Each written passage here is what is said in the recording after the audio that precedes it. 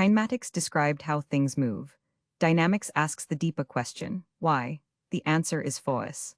A force is a push or a pull, and the whole of dynamics is the link between the forces acting on an object and the motion that results.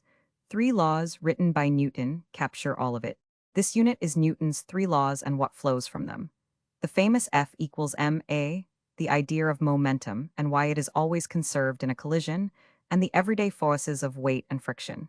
Master these, and you can predict the motion of almost anything. The first law is about stubbornness. An object keeps doing what it is doing, at rest or moving steadily in a straight line, unless a resultant force acts. We call this inertia. No resultant force means no change in velocity, full stop.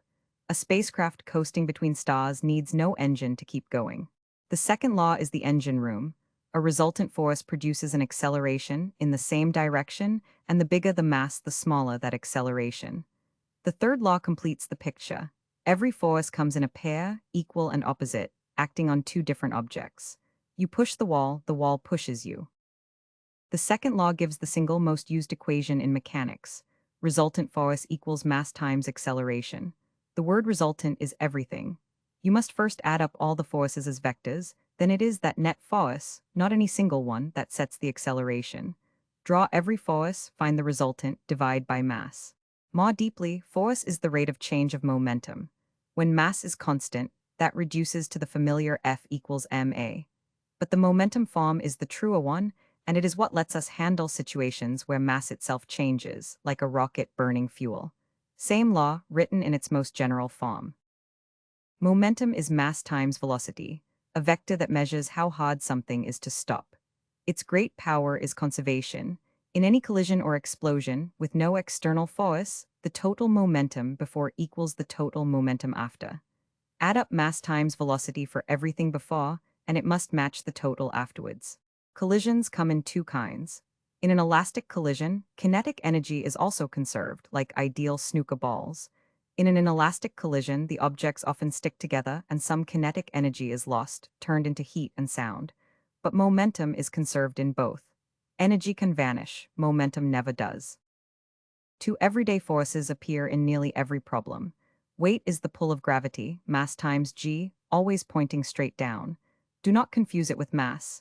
Mass is the amount of stuff fixed everywhere, while weight is a force that changes with gravity.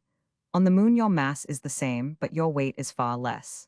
Friction opposes motion, always acting against the direction of sliding. It is what lets you walk and what slows you down.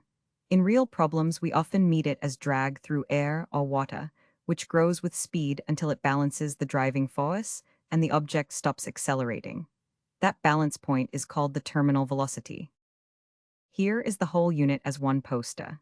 Newton's three laws underpin everything. No resultant force means constant velocity. A resultant force gives F equals ma, and forces always come in equal and opposite pairs on two bodies.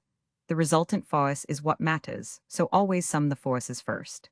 Momentum, mass times velocity, is conserved in every collision and explosion. Kinetic energy is only conserved if the collision is elastic. And the everyday forces are weight, mass times g downward, and friction, which opposes motion and produces terminal velocity when it balances the drive. And the boundary fence so you do not over-revise. The detailed treatment of work and energy is its own unit. Circular motion and gravitation come much later, and the deformation of solids under force weights too. Here it is forces, the three laws, momentum, and the everyday forces of weight and friction.